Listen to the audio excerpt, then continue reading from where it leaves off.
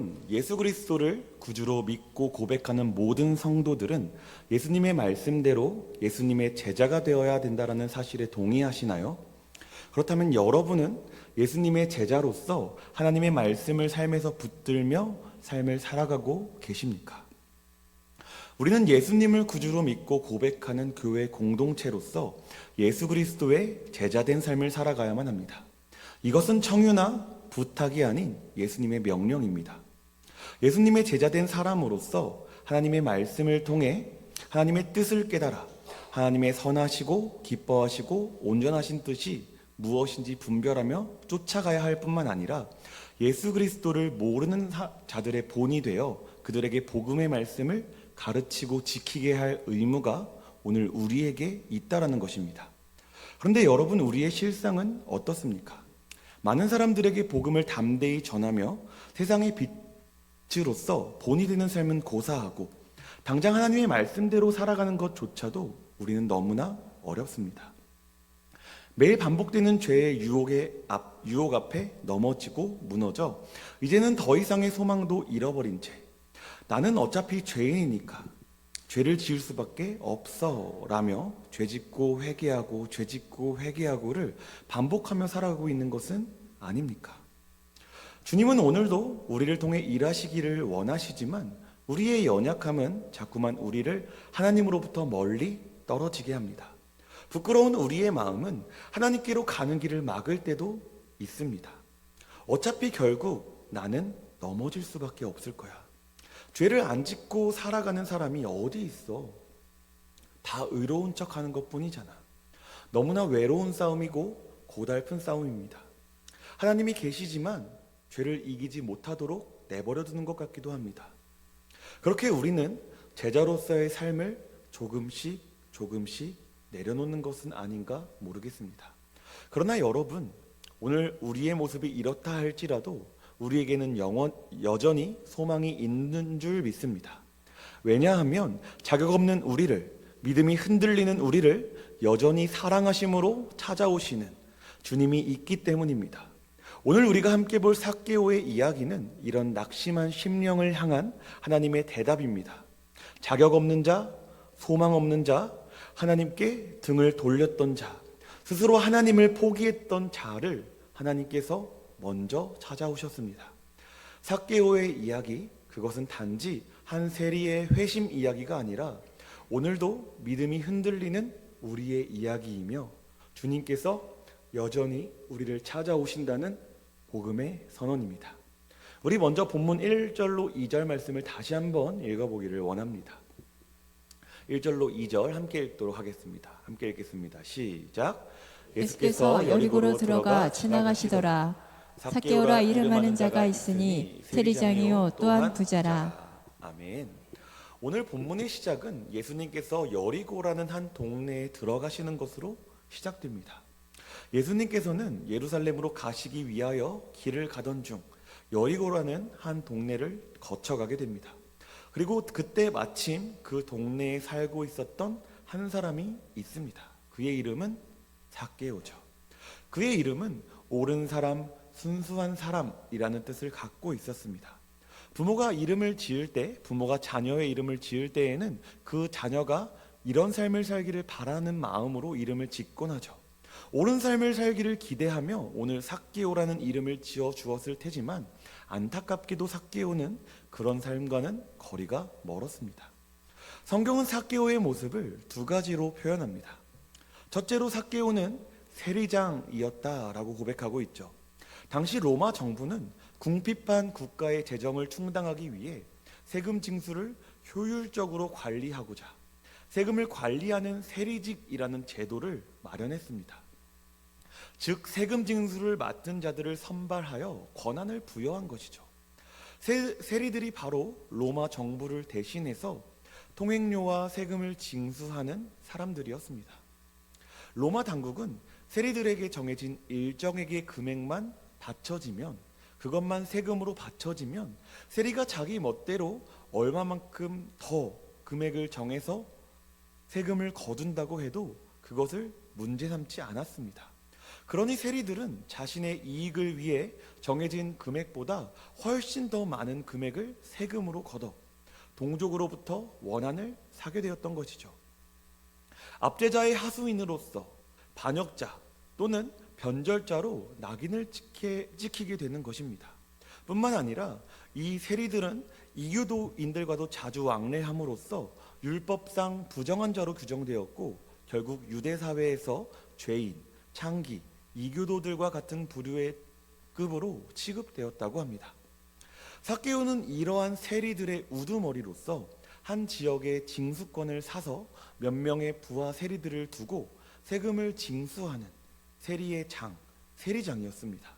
당시 여리고라는 지역은 팔레스타인에서 매우 부유한 도시 중 하나였으니 악한 마음을 품고 세금을 걷었다면 얼마나 많은 이익을 거둘 수 있었겠습니까? 그래서 두 번째로 보여지는 세리 삭개오의 모습이 무엇입니까? 바로 부자입니다. 앞서 우려했던 일들이 실제로 삭개오에게 일어난 것이죠. 민족을 배반하고 더욱더 과한 세금을 징수하여 자기의 배를 배불리한 부자였다라는 거예요. 그러나 삭개오의 마음에는 공허함과 갈망이 있었습니다. 삭개오는 부와 지위를 누리면 행복한 삶을 살 수 있을 거라 생각했을 거예요.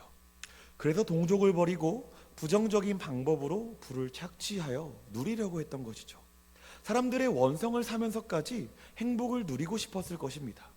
그러나 그는 여전히 마음의 공허함과 갈망을 느낄 수밖에 없었습니다. 그러던 중 우연히 예수님께서 여리고를 지나가신다는 이야기를 듣게 되죠. 삭개오는 예수님이 너무나도 궁금했습니다. 그도 그럴 것이 예수님이 가시는 곳마다 수많은 기적들이 일어나고 사람들이 그분의 말씀과 기적을 통해 평안함, 기쁨, 즐거움이 넘쳐났다라는 소문이 이곳 여리고까지도 흘러들어왔기 때문입니다. 행복한 삶을 살기 위해 동족을 배반하며 악행을 행하는 것조차 감행하면서도 진정한 기쁨을 누리지 못했던 삭개오는 도대체 그 예수란 사람이 누구이길래 그분만 만나면 사람들이 기뻐하는가, 그리고 변화되어지는 삶을 살아가게 되는 것인가 궁금했다라는 것입니다. 그래서 그는 예수님을 너무너무 보고 싶어 했습니다. 그 이야기가 3절로 4절에 있습니다. 우리 3절로 4절 말씀도 함께 읽어보도록 하겠습니다. 함께 읽겠습니다. 시작. 그가 예수께 어떠한 사람인가 하여 보고자 하되 키가 작고 사람이 많아 할 수 없어 앞으로 달려가서 보기 위하여 돌 무화과 나무에 올라가니 이는 예수께서 그리로 지나가시게 되밀어라. 아멘. 여러분, 마이크로소프트 회사를 알고 계시나요? 세계적인 기업 마이크로소프트의 창업자 빌 게이츠가 어느 날 한 토크쇼에 나가게 되었어요. 그는 당시 세계 1위의 거부였습니다. 토크쇼를 진행하던 사회자가 빌 게이츠에게 이렇게 물었대요. 당신은 어떻게 세계적인 부자가 될 수 있었습니까? 그러자 빌 게이츠는 빙그레 웃으며 겉옷 안주머니에 손을 넣어 지갑을 꺼냈어요. 그리고 지갑 안에 들어있던 백지수표를 꺼내 거기에 사인을 하고 사회자에게 주었다고 합니다. 그러자 깜짝 놀란 사회자는 저는 이런 돈을 받으려고 당신에게 세계적인 부자라고 띄워주는 게 아닙니다 라고 대답했대요. 그리고 다시 한번 질문했어요. 어떻게 정말 세계적인 부자가 될 수 있었는지 그것이 저는 너무나 궁금합니다. 그리고 빌 게이츠는 다시 한번 그 백지수표를 사회자에게 건넸다고 합니다. 여러분들이 만약 사회자라면 그 백지수표를 받으시겠습니까? 안 받으시겠습니까? 어떻게 반응하셨을까요? 그 사회자는 동일한 태도를 취하면서 그 백지수표를 받지 않았대요. 그러자 빌 게이츠가 그 백지수표를 도로 지갑에 넣으면서 이렇게 말했다고 합니다. 저는 제게 주어진 기회를 잘 잡은 사람입니다. 그래서 제가 성공할 수 있었습니다 라고 이야기를 했다고 합니다. 오늘 예수님께서 지나가신다는 소식을 들은 삭개오는 그 소문을 그냥 흘리지 않았습니다. 예수님께로 나아가기로 결정하는 거예요. 그래서 먼저 삭개오는 예수님을 찾기 시작합니다. 3절 말씀에 나오는 보고자 하되라는 말은 우리가 언뜻 생각했을 때 예수란 사람이 왔다는데 우리 한번 구경하러 가볼까?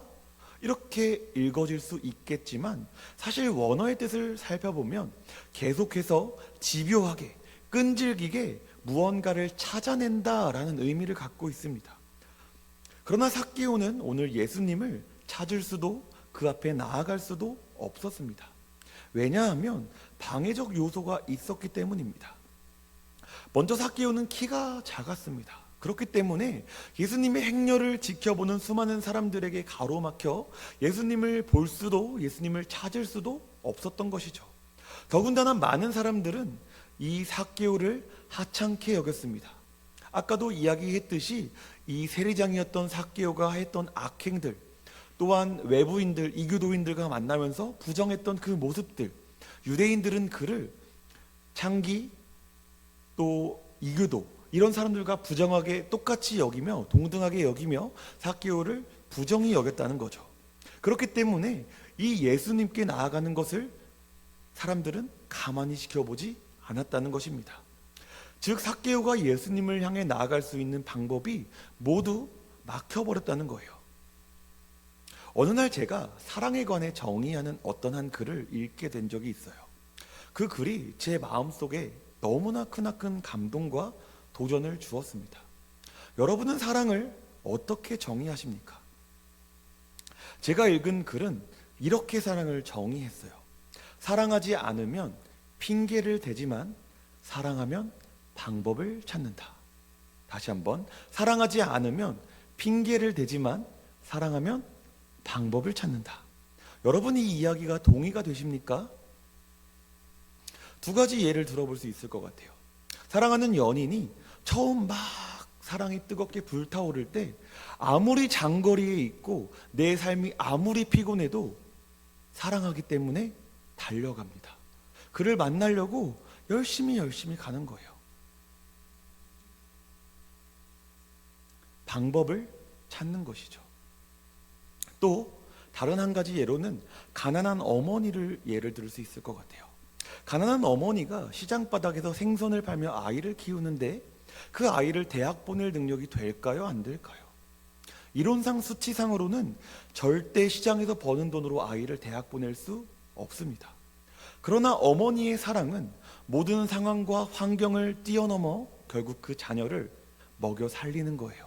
그 자녀를 대학까지 보내는 거예요. 어떻게든 내가 사랑하는 내 자녀의 인생을 망치고 싶지 않다라는 마음이 방법을 찾아내게 되는 것입니다. 오늘 삭개오는 키가 작다는 핑계를 대지 않았습니다. 나를 막는 수많은 사람들 때문에 내가 예수님께로 나아갈 수 없다는 핑계도 대지 않았습니다. 대신 그는 방법을 찾아냈죠. 그가 찾는 방법은 돌 무화과 나무에 올라가 예수님을 보는 것이었습니다. 여러분, 우리가 보기에 매우 간단해 보이는 방법이죠. 높은 곳에 올라가서 예수님을 본다면 예수님을 잘 볼 수 있으니까요. 그런데 사실 삭개오에게 돌 무화과 나무에 올라가는 것은 그리 간단한 일만은 아니었습니다. 모든 체면을 내려두고 다른 사람들보다 앞서 달려가 나무에 올라가야만 했습니다. 특별히 여러분, 히브리인의 당시 의복은 크게 속옷과 겉옷으로 구분할 수 있는데, 속옷은 가장 안에 입는 옷으로 허리에 둘러 자신의 치부를 가릴 수 있는, 오늘날로 말하면 간단한 치마 같은 옷이었대요. 그리고 그 위에다가 겉옷을 입는 거예요. 그러니까 오늘 이 삭개오가 높은 곳에 올라갔다면, 여러분 치마만 입고 높은 곳에 올라갔다면 어떻게 될까요? 오늘날과 같은 팬티가 없었어요. 그렇다는 것은 삭개오에게 굉장한 치부가 드러나는 그런 일이 될 수도 있었다는 것입니다. 그런데도 오늘 삭개오는 그런 모든 것들을 마다하지 않고 나무 위로 올라간 것입니다. 어떻게 되었을까요? 우리 5절로 6절도 함께 읽어보도록 하겠습니다. 5절에서 7절까지 말씀을 함께 읽어보겠습니다. 예수께서 함께 읽겠습니다. 시작. 예수께서 그곳에 이르사 쳐다보시고 이르시되 삭개오야 속히 내려오라.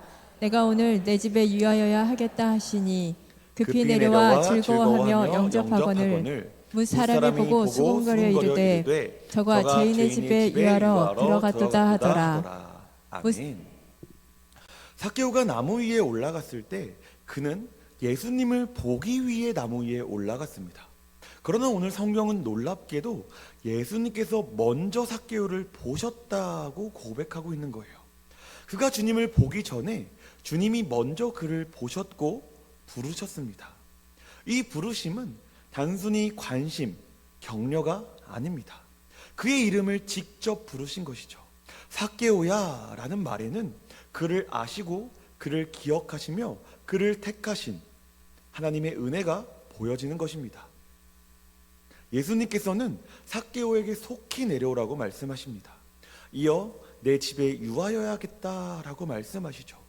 오늘 이 말은 너무나도 강력한 선언입니다. 이 부르심은 단순한 초청이 아닌 하나님의 구속 명령입니다. 구원이 그날 그 자리에서 시작되었음을 말하고 있는 것입니다. 삭개오는 급히 내려와서 즐거워하며 예수님을 영접합니다. 여기서 즐거워하다라는 헬라어 하이로는 단순한 기쁨이 아니라 구원을 경험하는 복된 감격의 상태를 의미하고 있습니다. 그러나 여러분, 주위 사람들의 반응은 어땠을까요? 그들은 수군거렸습니다. 죄인의 집에 들어가 유하신다, 예수님을 향해 조롱하며 비아냥거리며 삭개오를 비난했다라는 것이죠. 예수님은 이런 수군거림을 아십니다. 그러나 예수님은 의인을 부르러 오신 것이 아니라 죄인을 부르러 오신 분입니다. 그분은 타인의 시선이 아니라 잃어버린 한 영혼의 심령을 보십니다. 예수님을 만난 삭개오, 그는 즉시 삶의 방향을 돌이키게 됩니다. 누가복음 19장 8절은 이렇게 말하고 있어요. 삭개오가 서서 주께 여짜오되 주여 보시옵소서, 내 소유의 절반을 가난한 자들에게 주겠사오며 또 누구의 것을 속여 빼앗은 일이 있으면 네 배나 갚겠나이다. 오늘 이 고백은 그저 감정의 폭발이나 감동의 결과가 아닙니다. 여러분, 진정한 회개는 감정에서 멈추지 않고 반드시 삶의 방향 전환으로 이어집니다. 삭개오는 자신의 죄를 인정하고 그 죄로 인해 상처받은 사람들을 기억하며 그들에게 구체적인 방식으로 보상하겠다고 말하고 있는 거예요. 이 고백은 자신의 진정한 죄성 앞에 엎드려 깨어졌으며 그 죄를 예수님 앞에서 해결받고자 하는 깊은 갈망의 표현입니다. 여기서 중요한 점은 삭개오가 자발적으로 회개의 열매를 맺는다는 거예요. 율법에는 속인 자가 배상해야 할 경우 2배 또는 4배로 갚도록 규정되어 있습니다. 삭개오는 율법이 요구한 그 이상을 자발적으로 행하고 있다는 거예요. 왜일까요? 그는 더 이상 율법의 무게 아래에 있는 자가 아니라 은혜의 빛 아래에 있는 자가 되었기 때문입니다. 삭개오의 마음을 변화시킨 것은 정죄가 아니라 사랑, 처벌이 아니라 긍휼, 외면이 아니라 부르심이었습니다. 오늘 예수님은 그를 향해 이렇게 말씀하십니다. 오늘 구원이 이 집에 이르렀으니 이 사람도 아브라함의 자손이미로다. 예수님은 삭개오를 다시 하나님의 언약 백성으로 선언하십니다. 여기서 아브라함의 자손이라는 표현은 혈통이 아니라 믿음으로 회복된 영적 정체성을 의미합니다. 그의 구원은 단지 감정적 체험이 아니라 예수님을 영접한 믿음과 삶의 구체적인 변화로 나타났으며 그 모든 것을 예수님께서 확증해 주신 것입니다. 이 말씀은 누가복음 전체의 핵심, 복음서의 본질, 그리고 교회의 존재 이유를 모두 담고 있는 말씀입니다.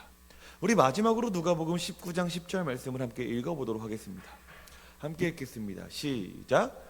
인자가 온 것은 잃어버린 자를 찾아 구원하려 함이니라. 아멘. 예수님은 잃어버린 자를 찾으시고 구원하시기 위해 이 땅에 오셨습니다. 그렇다면 누가 잃어버린 자입니까? 그것은 단지 세상적으로 실패한 사람만이 아닙니다. 잘 살고 있는 것 같지만 마음은 메마른 사람, 성공했지만 관계는 다 끊어져 버린 사람, 교회에는 나오고 있지만 예수님을 진짜로 만나 변화가 되지 않은 사람, 바로 바로 나입니다.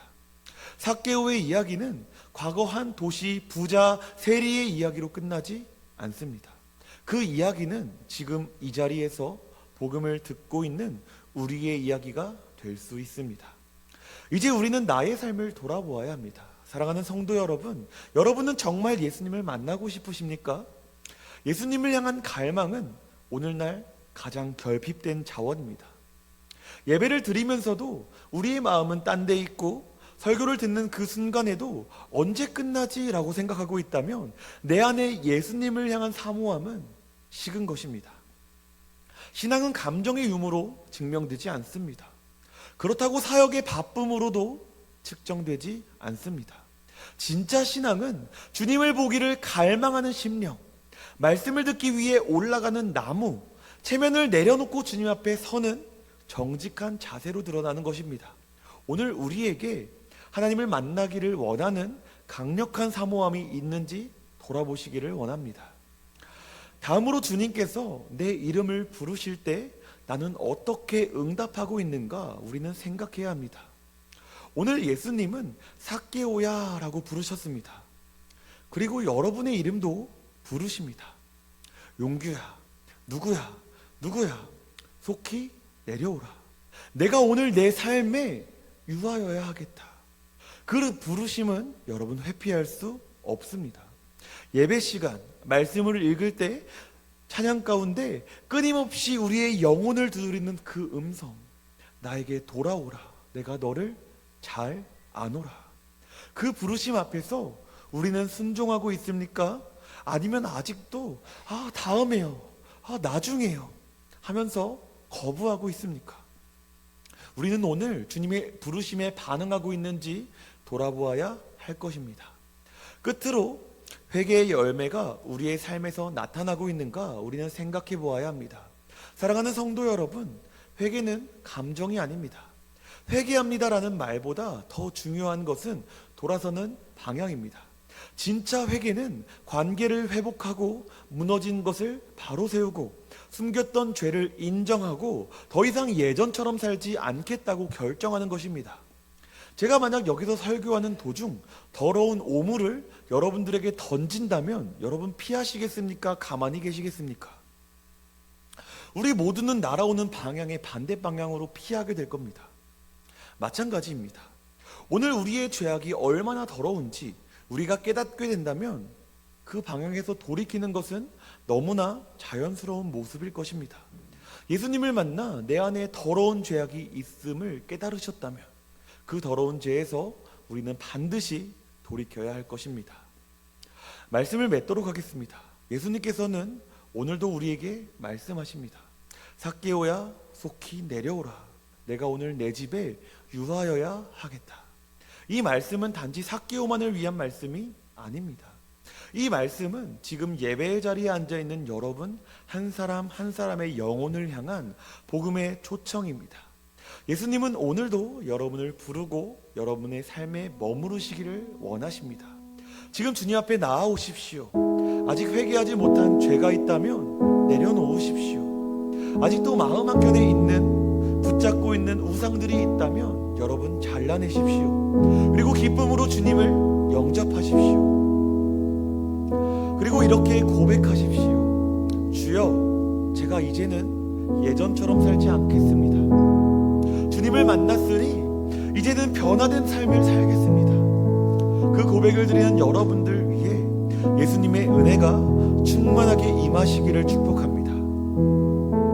이렇게 고백하신 여러분, 예수님을 정말 사랑한다면 저는 주님께 나아갈 수 없습니다라는 핑계가 아닌 나아갈 수 있는 방법을 찾으시는, 그 방법으로 인해 나의 사랑을 주님 앞에 고백하는 사랑하는 모든 성도님들이 다 되시기를